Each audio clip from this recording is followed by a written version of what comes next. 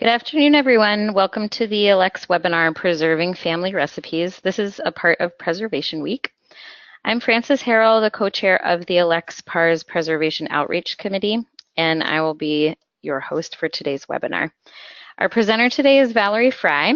Valerie is a writer and archivist from Athens, Georgia, with projects that focus on genealogy, local history, storytelling, material culture, and everyday home life of our ancestors.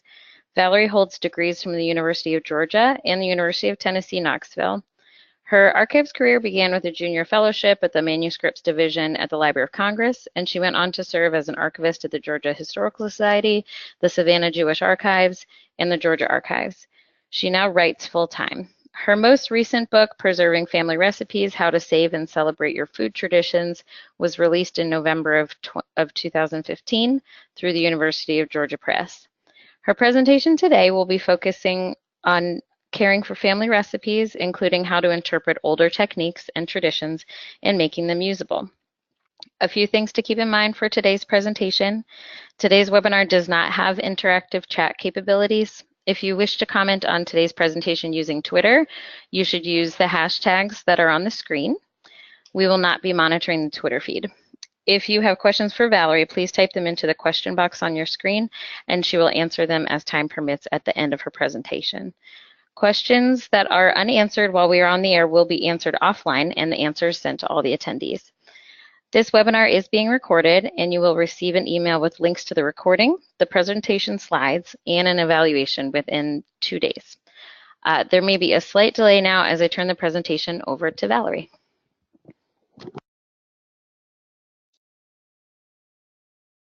Hello, welcome everybody. It's kind of a cloudy, rainy afternoon here in Athens. I hope where you are, you have lovely weather. The photograph that you see in front of you is a picture of me with my grandma's depression glass platter full of tea cake cookies. And this was a recipe that my grandpa dictated to me when I was actually still in college. It was sort of a trip down a rabbit hole to a whole new world for me.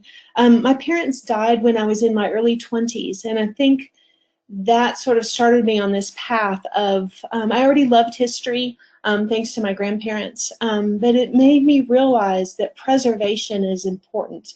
I lost the generation that came before me, and I knew that within a certain number of years I would lose the generation before them, my grandparents. So I sort of went into preservation mode and started recording their stories and taking photographs and recording recipes. When I worked for the Georgia Archives, my position was education coordinator. So it was my job to get primary documents into the hands of school kids and teachers.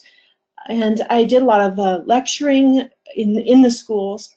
And I found out pretty quick that there were a lot of kids who did not like history. I got so when I would go to talk to a class, I would ask the kids to raise their hand and say if they liked history. And very few kids raised their hands.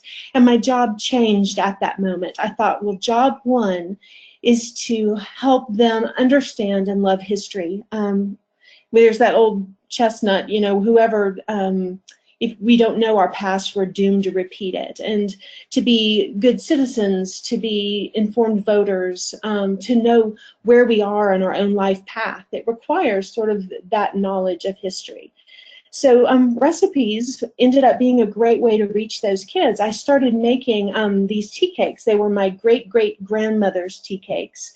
And I started making them for classes and would bring them in, and we would talk about how they were different than maybe an Oreo or some other common cookie that we're used to now. And I would talk about the way the kitchens, what they were like back then. It really was a great way to get the kids interested and involved in a real fundamental way.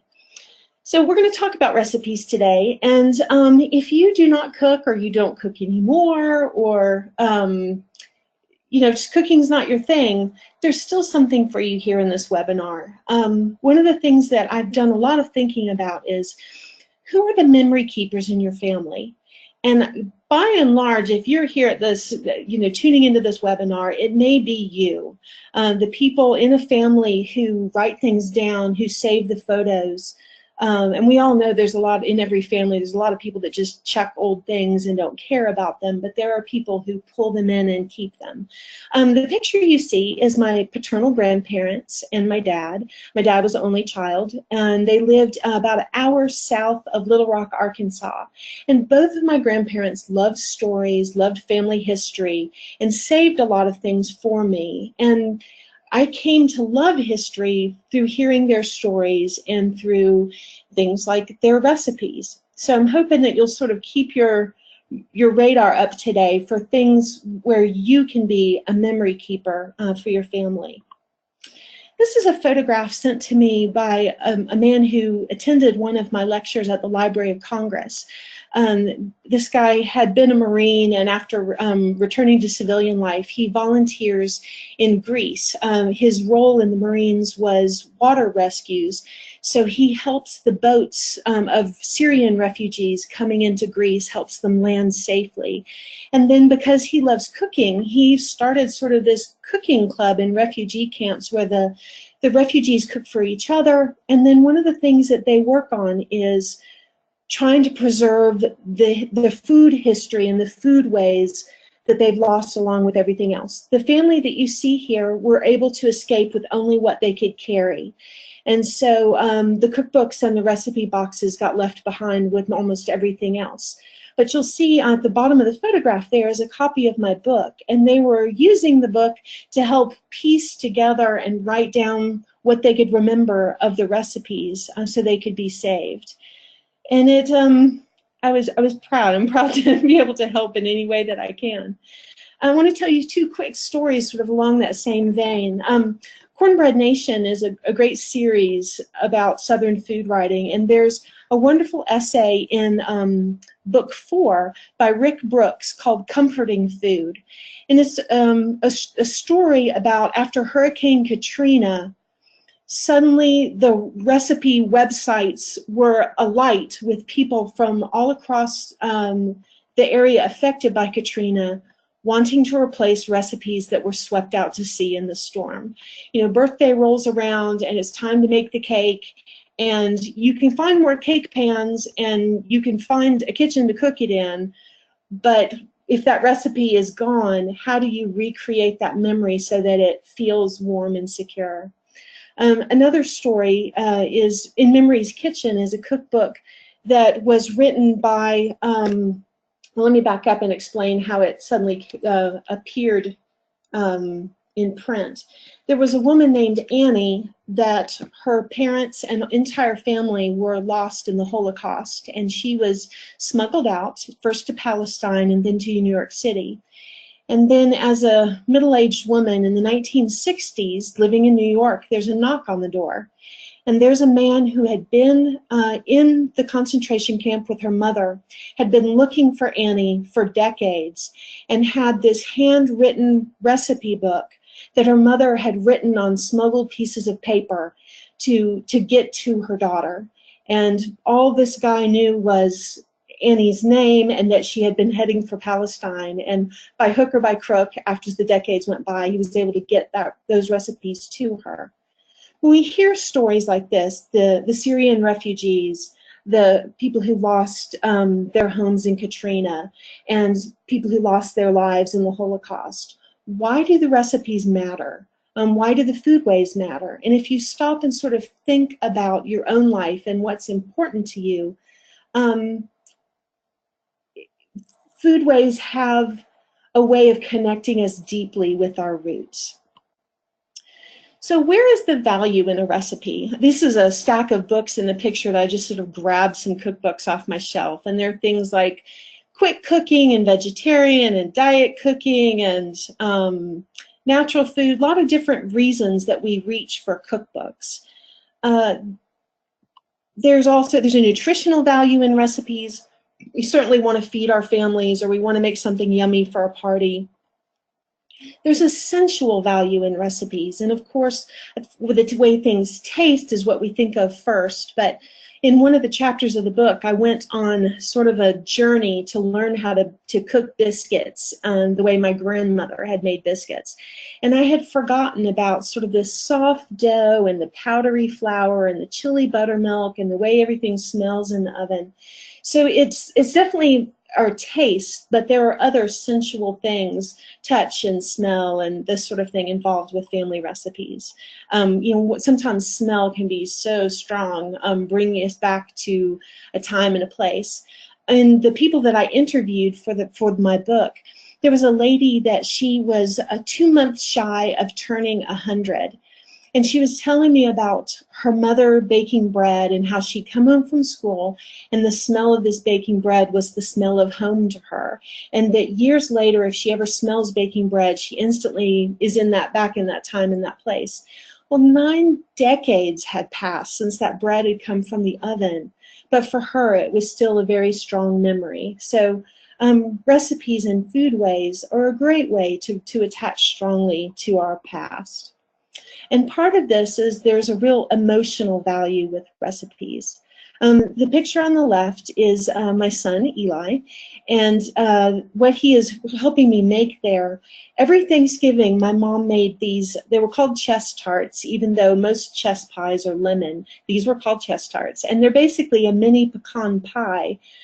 But they have a distinctive taste, and I thank goodness I had my mother's cookbook that she left to me after she died, and thank goodness my mother wrote in cookbooks. It feels a little wicked as someone who has a library degree to say write in your cookbooks. We usually don't write in books, but please, when it comes to your cookbooks, write down your tips and your hints and the things, the way you change things. I give you permission to write in your books.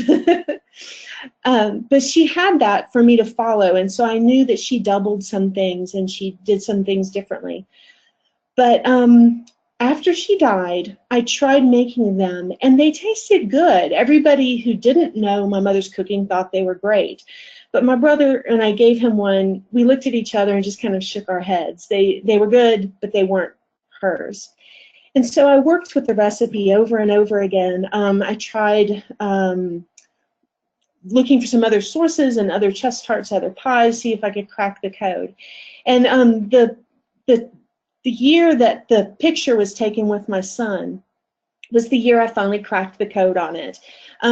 I am sort of a rule follower, and so I always measure flour the way they tell you to in a cookbook, where you fluff the flour, you dump it to a measuring cup, and level it off with the back of the spoon. But I remembered that my mother would always just dip the flour measuring cup into the bag of flour. And when I tested that with a kitchen scale, the flour compresses and ends up with a lot more flour. So I realized that my mother probably put a lot more flour in her chess tarts than the recipe called for. So when I measured my mother's way, that was the breakthrough. And so I gave one to my brother, and he closed his eyes for a moment and then looked at me and said, "This is a little round time machine." And he was right. This small little bite of something really took us both back for Thanksgiving, to the Thanksgivings of our childhood. You know, there are lots of turkeys out there. There are lots of side dishes out there. And having lost my parents so early, I'm not too attached to any particular recipe for any of those things, except for chess tarts is the taste of Thanksgiving to me, and now it is for my son as well. He helps me make it. He would definitely ask for them if I didn't think to do them, though I do them every year. So just as you listen, think about the recipes that you have in your family, and what would you miss if you never tasted them again? What things would you like to save and preserve? And then we'll look at some of the tricky parts about saving recipes. There is also a historic value to recipes, and we're going to kind of look at some recipes and look at ways where you can find history woven through a recipe. When we talk about history, there's family history, you know, the people in your family and the pedigree charts and where you fit in the scheme of things. There's culinary history, so a recipe fits in like the tea cake recipe that I have. Tea cakes were very popular in the South, and there are many different things that are called a tea cake. So the recipe is in the book, and I'm sure a lot of people look at that and think, wait, this isn't a tea cake. But it's a lot of things were called tea cakes at that time. So that really fits in with the cultural history of the period. And then there's social history. Social history is what I think of as putting the flesh on the bones. You can have a lot of facts about your ancestors. You can know their names and where they lived and when they moved. But if you don't know anything else about them, it feels just sort of cold. There's no warmth there.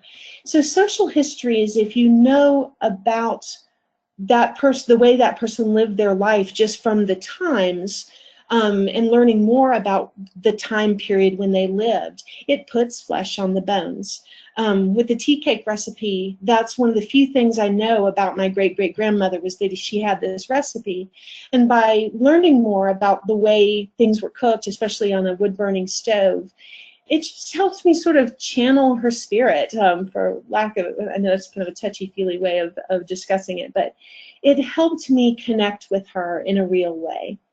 So let me tell you a recipe story that will show you sort of how recipes are woven into these three: family, culinary, and social history. This is my parents, Bob and Sharon Frey. They met at a junior college in Washington State, just over the Columbia River from where my mom grew up in Rainier, Oregon. So my dad was from South Central Arkansas. So there were some cultural gaps between the two of them, and sometimes that gap was exactly as wide as a kitchen table. My grandmother in Arkansas was sick and not able to travel for the wedding, and it was a small wedding in a small church. So the first time that my mom met her in-laws was 4 months after the wedding. It was Christmas time, and the grandparents, my grandparents, pulled together and bought the newlyweds train tickets, and my mom and dad went from Oregon to Arkansas for my mother to meet everyone. My dad was the only child, but my grandpa was one of 14 and my grandmother was one of 4. So there was no lack of people there to come and inspect the new bride. And there was this huge lunch gathering, and my grandfather, who had become the cook of the family after my grandmother had gotten sick, made his specialty, which was a mulligan, which is a type of communal stew. And so there was this marathon prayer, because he was a marathon prayer, as many Southern folks are. And finally, it was time to eat this wonderful smelling soup that she had been smelling. And as the guest of honor, they ladle her out some and hand her this bowl. And what she got looks a lot like this batch. This is a batch of the mulligan. This photo was taken in 1991. If you'll notice that there's sort of a strange object in the center of the pot, and I'm going to move to the next slide and give you a little help figuring out what that object is. It was a skull, a tiny skull. My mother said when she glanced down, she could see these little 2 rodent teeth in the skull. It was squirrel mulligan, which she had never heard of before. But my father's people had been eating squirrel for centuries, and they had been in Arkansas since long before the Civil War. It was a survival food and one that they enjoyed. And so no one thought to explain that it was squirrel. And here's my mother, this newlywed 20-year-old, looking down into the soup, trying to figure out how to be polite about eating this. Well, this is one of my favorite stories when I was a kid. You know, this view of my mother as a 20-something clueless at what to do in this delicate situation. So it was one of the recipes that I went looking for first. And so I asked my grandpa. He was still alive. He still was active in cooking.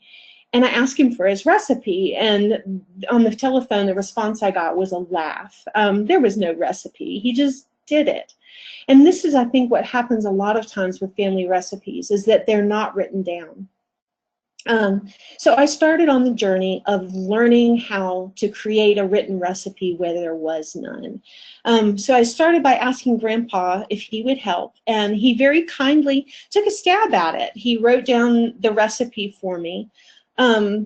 He only had an 8th grade education, so his spelling and grammar were sort of unique, but I was able to pretty easily get through that.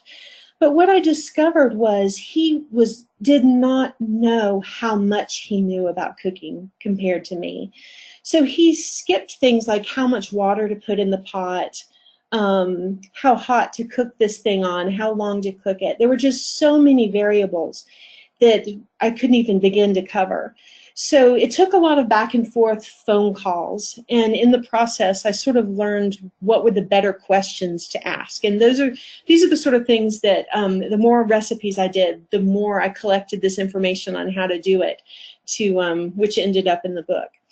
But he and I finally worked our way to the point where I was able to cook the recipe and turn it out well. And by the way, he did adapt it to chicken for me, so I didn't have to go to the local park and hunt down any squirrels, thank goodness. What I discovered in working with this recipe and the tea cake recipe and others like it is that just like any other type of research, primary and secondary sources are the key to working with these things.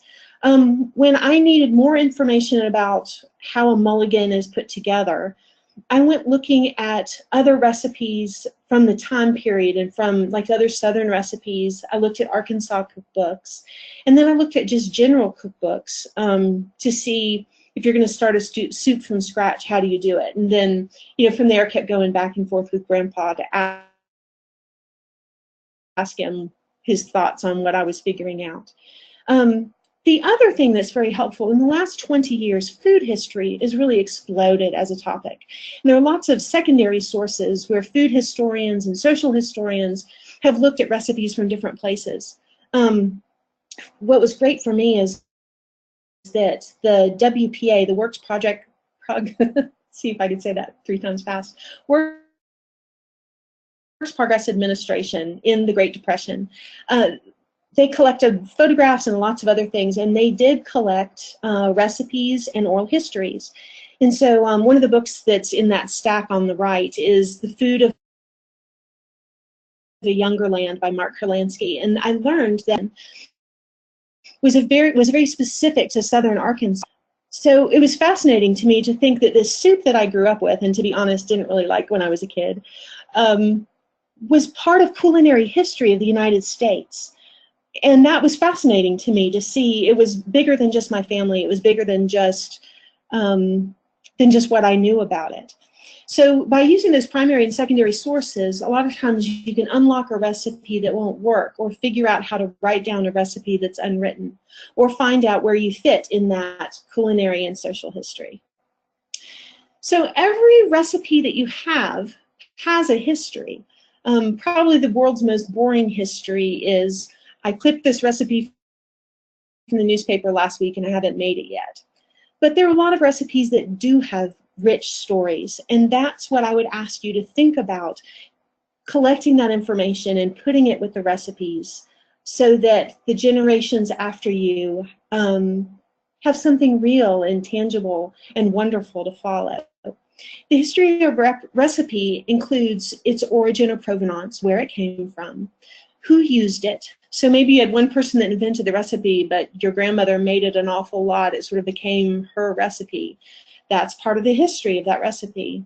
How it was served, how it changed over time, and tales connected to it, like the story of the soup luncheon for the new daughter-in-law, makes that recipe a lot more endearing to me, but also to future generations. If it just popped up in my recipe box and nobody knew the story, they probably would feel no connection to it.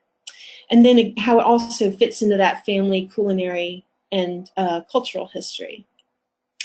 Here's another recipe story that we'll zip through here. That's my finger there. I got engaged to a wonderful guy who was an Army brat, and then the next year we ended up getting married. And if you'll notice, the groom is in an Air Force officer's uniform. What that adds up to is moving boxes. So after marrying my husband, I had to leave my career and everything behind to start over, start new endeavors. And part of those new endeavors was by the time we left Georgia, we had a baby on the way. And so the month after my first wedding anniversary, I had this little boy. And what all that added up to was homesickness. I missed my mom. I missed my brother. It was a time when I didn't know very many people around me, and it was a lonely time. And there was one afternoon where the whole thing sort of boiled down to a craving for my mom's spaghetti. Nothing else would do. Now, if you are of Italian descent, I would like you to just close your eyes and not look at the slide, because it is in no way highfalutin pasta sauce. This is just spaghetti sauce. My mom would open a bunch of cans and dump them together, but it was good, and it is the taste of my childhood. So there was no written recipe. Years had gone by, but my smart mom had made my brother and I both learn to cook when we were growing up. So I called my brother, and between the two of us, we put together what we were pretty sure was the recipe. But what was interesting was when I started to cook that afternoon, I realized that my mom had always used this iron skillet, which I inherited, but I was living in a rental house that had a glass inversion cooktop, and you're not allowed to use cast iron on those. So, well, I had a non-stick skillet, so I continued forward. My mother always bought meat when it was on sale and cut it up into pieces and put it in the freezer, and you always knew it was spaghetti night because at breakfast time there'd be this lump of meat sitting on the side of the sink thawing. Well, when I was pregnant, I wasn't about to leave meat thawing on a countertop, so I used the microwave, which we didn't have when I was growing up. And we're going to run through these quickly, so not asking you to absorb anything, but just to get a feel for what's happening here. I went with fresh meat, and then I was living in Berkeley, California, which is one of the foodie capitals of the United States, so I started buying grass-fed bison, free-range turkey. I replaced a lot of the things that my mother had used with versions that were sort of a little more gourmet or fresh. When I was pregnant, the doctor said don't eat out of cans, and so I was finding these BPA-free cartons, using fresh herbs that I found at the farmer's market, high-protein pasta, and then by the time this kid got to be a toddler, we had abandoned the long noodles that he couldn't wind around a fork to use these little toddler-friendly shapes. So just one thing after another, it changed and changed until I sort of wondered, is it even mom's spaghetti anymore? Well, the good news is it tasted very authentic to me. It tasted a little better, I have to admit, with all the fresh ingredients. And I think my mom would have really approved. But what I realized was that that recipe had evolved from one generation to the next. A lot of evolution had taken place. Recipes change over time because of technological advances. You know, for the great-great-grandmother who made the tea cakes, she died in 1900 and would have been at that time of transition where the wood-burning stove was starting to give way to the gas or the electric oven. So with my mother, she made the transition to the microwave. Things like the non-stick pans and that sort of thing. There's also ingredient availability. You know, when I'm living in the foodie capital of the United States, it was a lot easier to get things than my mother living in, Athens was a fairly small town in the 70s. But what we know about health and in the environment, taking care of the environment, or in cooking experience and how much time we have for the task, and just our own needs and preferences, all of those things affect the way we cook and our recipes. So you can sort of ask, well, which recipe is the real Frey recipe for spaghetti? And the answer is they both are. I have the original version with my mom's name on it in my recipe box, and then I made notes about what changes I made and why. And if you think about it, there's a lot of social history there about the technology and availability and all those things happening that affected that recipe. All right, let's shift gears here and look at some old recipes. Just see if we can find some of the history and the social history and things embedded in these recipes. This is a boiled Indian meal pudding. Mix 1 quart of cornmeal with 3 quarts of milk. Take care it be not lumpy. Add 3 eggs and a gill of molasses. It must be put on at sunrise to eat at 3 o'clock. The great art in this pudding is tying the bag properly as the meal swells very much. Okay, I don't know about you, but the first time I read this recipe, all I could think of was, huh? I had no idea what was going on there. But the more I looked at old cookbooks and the more I read food history, it sort of became more and more clear to me. This is a recipe from the days of the hearth. It came from the Virginia Housewife, a cookbook from 1824. And what it is yesteryear's crock pot. If the lady of the house was needed in the fields or was needed at hog killing time to help with that task, the family still had to be fed at the end of the day. And so this is a way to handle that problem. All these ingredients will be put together, and then it is actually tied into a bag. So this is what it would look like. It would be like a linen bag with the ingredients in it and carefully tied shut. And then it would be put over the hearth in a pot of water to sort of bob and bubble along. The lady of the house would just need to come and shift the coals, maybe add a little bit of fuel to the fire now and then, but it could sit and kind of bubble along for hours and be ready.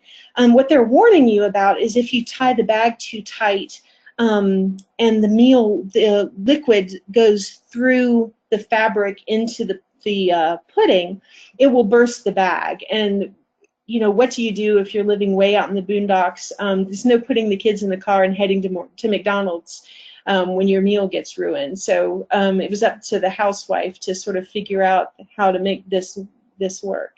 But there are other clues in here too about history. A gill is a measurement of 4 ounces, and when I see that word, I instantly sort of know it's an older recipe. Also, that they're calling the cornmeal Indian meal. That's a clue to me that it was more of a colonial or early antebellum type of recipe. So that's one recipe, and we sort of got a lot out of it. Let's move on. Oops, did we pop out of? There we go. Sorry about that.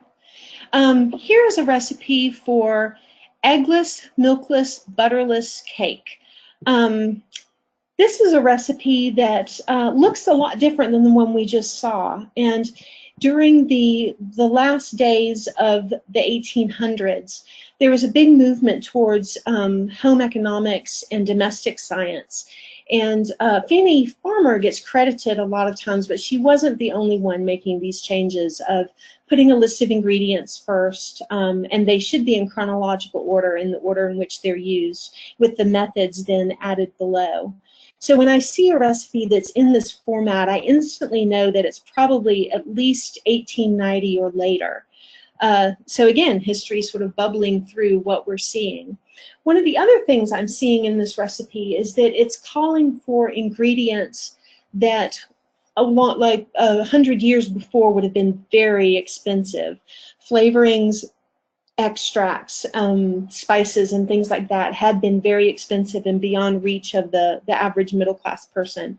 And so when I see them in a recipe that's not in a cookbook that's not written just for rich people, that tells me that it's a later recipe. The reason for the eggless, milkless, and butterless cake is that this is a recipe from World War I, and this recipe had a resurgence in popularity during the Great Depression and during World War II. When your items were rationed, it was a lot, you still had to use items that were rationed, but you could save on other things that were rationed by making a cake like this. If you lived on a farm, you probably had eggs, milk, and butter. But if you lived in a city, you would have paid dearly for them and would have used your ration coupons. So this recipe became very popular at that time period. All right, let's jump forward a little bit more. This one I found in my Grandma Frey's recipe box after she died.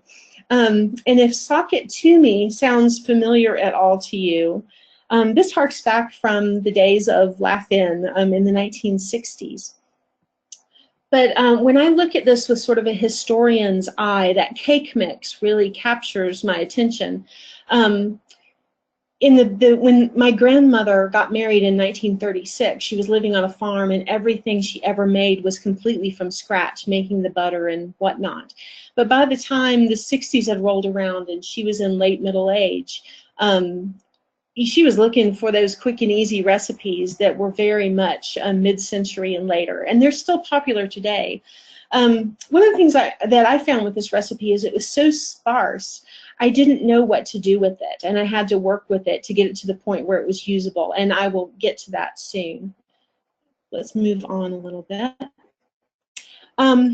As I worked with family recipes, I noticed that there were a lot of people who were interested in working with their family's recipes, but there were a lot of roadblocks that they would say, well, I can't because X, Y, or Z. So I made a list of those and sort of looked to see, could I help people get past those? And one of the ones I found is a lot of people say that recipes are out of date and nobody wants them anymore. You really can play with recipes. I am granting you permission to play with anything in your recipe box. I think a lot of times we maybe pick up grandma or mom's recipe box and we flip through it and we think, no, nah, you know, this is too fatty, or this wouldn't suit my taste. But take them out and play with them. Make a copy that you can take into the kitchen so that you're not spilling anything on the original. Leave the originals in a place away from steam and where things will get spattered on them. And play with that. If it needs more spices, if it needs adding applesauce to cut down on some of the fat in the recipe, play with it, but bring it back into family use. Another recipe roadblock that I hear often is that families will say, well, I don't have any great cooks or noteworthy recipes in our family. And I felt that that was very true for my family too. I know people who have the gourmet cooks and in their past, and that's wonderful, but a lot of the recipes I grew up with was, you know, add a cake mix, add a can of soup, and you can play with those things and sort of bring them forward. The recipes evolved, as we talked about, but they still have roots. This is the tea cake recipe, and I found that nobody in my family liked them very much because they basically just tasted like flour. So I added almond extract and then a little salt. I cut back on the flour a little bit, and now they're a family favorite. And by the way, the reason I put this photo in, I found this button cookie cutter, a picture of it online, and loved it, so I ordered it. And when it came, I realized it had been 3D printed. And it amazed me to think that this recipe came from a woman who was born in 1830 and is still being used in today's kitchen, and now with these 3D printed cookie cutters. So just a little fascinating sidebar there. If you don't cook or don't cook anymore, that you don't have anything to offer is something else that a lot of people think about. But even if you aren't going to work with the recipes themselves, you can be the one to record the stories and the memories of the holiday dinners and the way things were done on the farm and the way your grandmother did her canning. These are the kind of things that if it's not saved by someone, usually slip away over time. So you have the ability now to net certain things that the next generations will never see again if you don't save it. Another roadblock that is quite common is that putting recipes together is too hard, and I saw a lot of messy recipe stashes when I was working on this book. So one of the chapters in the book is about organizing recipes, but also how to identify what things are sort of heirloom worthy, because not all things are worth saving as much, and also how to safely handle and store those heirloom materials. Things like, I think the main thing is to make a copy of those recipes and bring the copy into the kitchen so that the original won't get any spatters or steam or things like that on it. Another recipe roadblock is that a lot of times the recipes just don't work the way you think that they should. So you've got this written recipe, and when you make the recipe, it doesn't taste like you can remember, which is what happened to me with my mom's chest charts. There are a lot of ways to work with a recipe. Sometimes you clarify it by adding additional information, and that was what I needed to do with my mom's recipe, was to add that information about how she measured her flour, and then it turned out. But then sometimes you actually need to modify the recipe and to make it turn out well. Sometimes whoever wrote down the recipe did it quickly or sloppy, or just didn't realize how much information they were leaving out.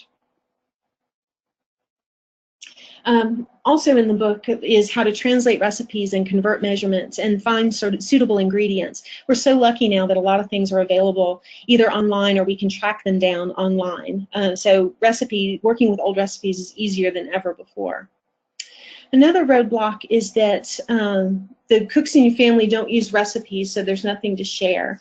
And interviewing people and kind of going back and forth like I did with my grandpa is the way to sort of tease those recipes out and get them written down. There's a lot of sort of techniques to doing that, which I included in the book, and how to move from a discussion to actually having a written recipe. So don't let that roadblock stop you. There are definitely ways to do kitchen visits and interviews. I've also heard that it's too late, that the good family cooks are gone. While that's true, there are sometimes family recipes out there that you don't know about. What I discovered is that sometimes these wonderful cooks, they don't write down recipes themselves because they don't need them. They can cook from their own head, but sometimes they have written it down for a new bride or someone going off to college for the first time. So sometimes if you do the research and track down, there are written recipes where you thought there were none. I also included things like how to read difficult handwriting, how to learn to cook the old-fashioned way. There's some sources where if you wanted to make it as authentic as possible, there are some resources for doing that. I also hear a lot that people don't have time for a project. And I think there are a lot of new ways to go about it. I interviewed a family that they keep a cooking blog and everybody tests and works with family recipes and posts them online and they all share them. But there's other ways, quick and easy ways to do it. What I've found is instead of printing a book that sort of, it feels like it's written in stone after it's printed, and if you made any mistakes or if you want to update anything, you're sort of out of luck. What I have ended up doing is I type everything up and keep it on my computer. I print out the recipes and slide them into plastic sleeves and put them in binders. And so all my nieces and nephews and my son, they all have binders. And if I need to update a recipe, I just print it up or I email them, here's the updated recipe for tea cakes. Please replace what you have in your binder. So that's sort of a quick and easy way to create a family collection. I wanted to also include, quickly, we're running a short on time now, but I wanted to show you, a lot of people ask me, well, what do you think is sort of an ideal recipe format? And this, there's too much to read on the screen here, and I'm not asking you to read the recipe, but what I wanted to show you is that I'll usually put a recipe title with a brief description underneath it so people sort of know, okay, sakatumi cake is a coffee cake. And I'll have where I've worked with the recipe. But I also include the original recipe. If it's where I can scan it and have it in the original person's handwriting, I'll add that to the page. If I can add a picture, I'll do that. And then I add my cooking notes, and I add history notes about the recipe. So this is what appears in, this is the format that most things in my binder are in. All right, the last roadblock that I have found is a lot of people say, well, I love the recipes, but nobody is interested but me. And I would say, give it some time. I think I've always been interested in cooking, but I see that a lot of my friends who were never interested in cooking, they have kids that are now going off to college and they have free time for the first time. And I see them starting to get interested in genealogy and cooking and some of these hobbies that they never had time for. And a lot of them are lamenting that they missed the boat, that there are people that are gone now that they could have interviewed or could have talked to. But thankfully, not everybody. So it's a great time whenever you start to kind of net in whatever is possible. One of the lessons I learned was that when I thought it was too late, a lot of times it was not. The lady in blue in the photograph is my great-grandmother.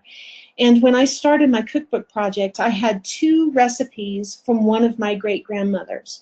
And by doing some research and shaking the family tree and asking a lot of questions, I now have recipes from all 4 of my great-grandmothers, which I would have thought was impossible because I never met them. And except for that one, didn't think anything was written down. But the lady in blue, my aunt, it took a little while. I asked her for recipes about 3 times before she remembered that she had this one, that one afternoon her grandmother invited her over to make this uncooked peanut butter fudge with her, wrote the recipe down for her, and sent her home with candy and fudge. So if you think it's too late, it's not. It's a great time to grab whatever you can grab and preserve whatever you can preserve. Thank you for your time, and I'm happy to answer any questions that you might have. Thanks so much, Valerie. So we've had a couple questions here sort of about the preservation of the papers that come to you, because as you've mentioned a couple times, these sheets have been in people's kitchens. They can be splattered or just in rough shape. So a couple people are interested in how you've gone about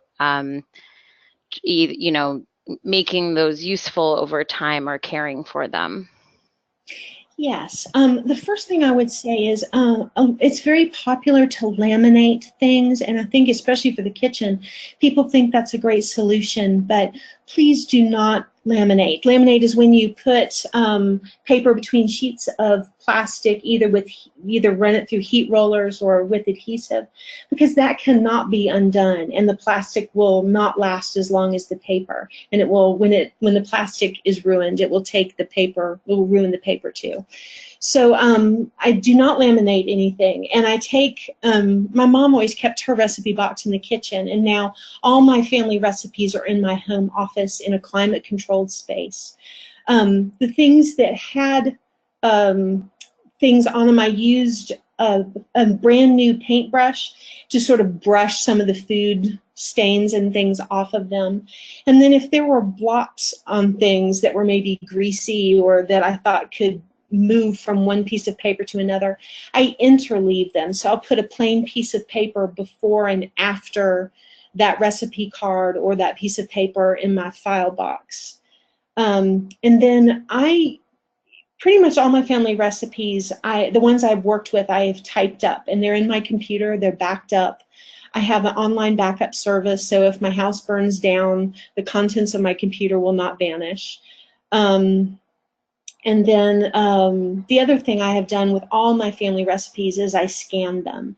So my brother and my niece and anybody else who wanted copies have copies of those scans and can see the originals. Great. We had another question asking you to give a little more information about the concept of foodways. Mm-hmm.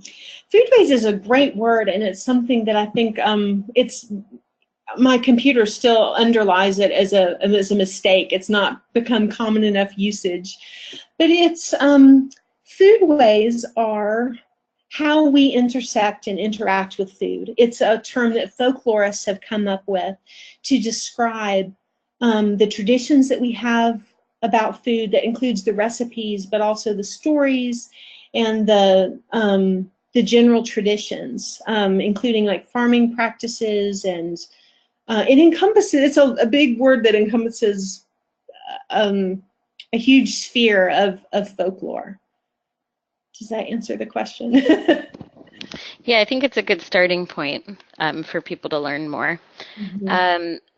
So another question is, what kinds of sources do you go to learn, about these antiquated terms and techniques and ingredients? Well, now that we have the web, it's fantastic. You can, basically Google anything to come up with things. There are many cookbooks that have been digitized and are available online. And those are all, I have a bibliography that has these things listed in it. If you can get a copy of my book through interlibrary loan or your local library, you can see the sources that I've pulled together. But Hatha Trust, which is HATHITRUST, is one source. Also, the University of Michigan has put up a Feeding America page where a lot of these old cookbooks are available digitized. So if you want to find a cookbook from the same time period and sort of compare with what you've got, or just find some great recipes from the time period of your ancestors, that's a cheap and easy way to go about it. We have a question about your book, if you can give the title again and where they might find it. Yes, it is Preserving Family Recipes, How to Save and Celebrate Your Food Traditions by Valerie J. Frey. It is available, it's from UGA Press, so it's available on the UGA Press's website, but it's also available Amazon, Barnes & Noble. You can ask your local bookseller to order it for you. Okay, and you touched on this a little bit, but someone would like to know about other digital tools and formats for sharing these resources with their family. Do you have any other suggestions? Well, once I've typed up a recipe and it's available on my computer, it's very easy to share, even, email, those sorts of things. If I've done a great job, like adding in pictures and all that, turn it into a PDF. And then I've blogged a lot about my recipes. I talked about that there was a family that they used blogging. They had, it's a Mormon family that all the kids are scattered across the United States and also in England and the Middle East. And so this is a way the family can all look at them together digitally. I also have, since I scanned all my recipes, I save them as JPEGs, so the computer thinks it's a photograph even though it's text. And by doing it that way, you can go to any photo company online that makes photo albums and create a cookbook that way. So I've done a lot of cookbooks for family members that are basically photo albums, but they're the recipes, they're pictures of the people, but also pictures of the recipes. And the nice thing is you can kind of do a save as, so you can sort of tailor it for each person. That's what I usually give for wedding gifts and graduation gifts and things like that, is copies of the family recipes that's been tailored for each person. And so that's a nice modern digital sort of way of creating a cookbook. We have a question here that is about metadata for recipes. I'm wondering if you could talk a little about metadata for recipes. For example, the recipe schema, which is a new schema to me. Let me go back a little bit to that slide. Recipes, there are no recipe police. We can all create a recipe in any format that suits us best. I actually did have a little bit of argument with my editor that the recipes we put in the book, the editor said, well, paragraph form was fine for Julia Child, and well, that's wonderful.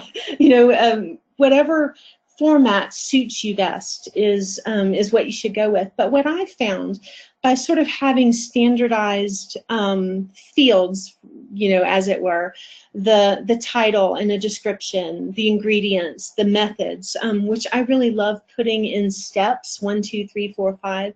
So if I get interrupted in a recipe, I know I can easily get back on track where I was in the cooking process. And then the cooking notes and the history notes.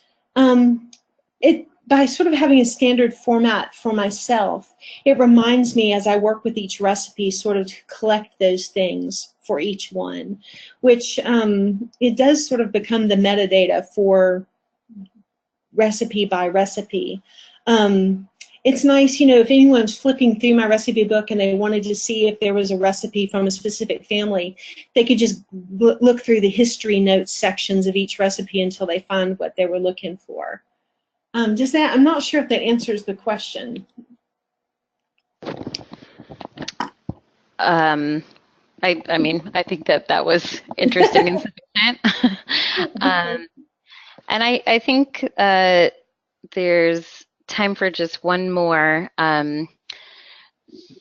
This is a really interesting one. Do you have any advice for trying to interpret recipes that are in another language? So there's a challenge of getting into English, and any measurement conventions that would have been used.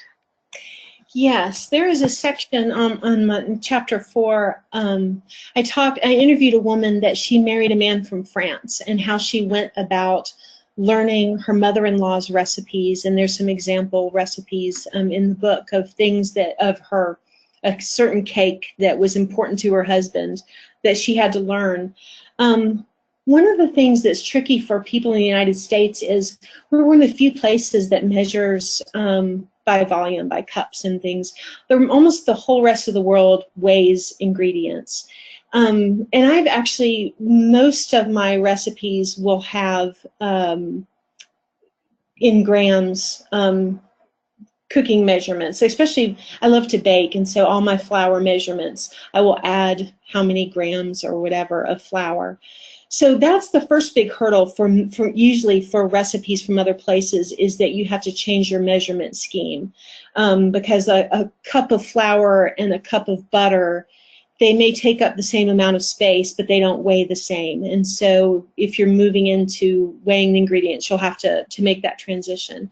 And then one of the things I recommended was if you can get a popular cookbook in the language that you're working with that's also been translated into English. And so if it's a general cookbook, you can learn a lot of words and terms and the way the recipes are approached by comparing the foreign language version and the English version. And then finally, one of the things I discovered is that if you can ask for help, sometimes at a college or university, you can find a foreign language student that will help you translate things for a fairly affordable price. But then also the technology is getting better and better. Like with Google, there are a lot of times where you can highlight text and ask for it to be transcribed for you. So, and there are some computer programs that do that, and some apps and online websites that do that sort of thing for you. So it takes some exploring, but it's definitely possible.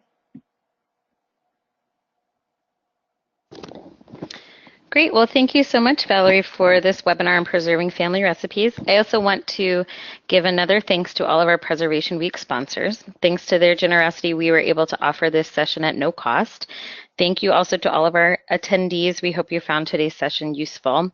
You will soon receive a short online evaluation form along with the links to today's recordings and slides.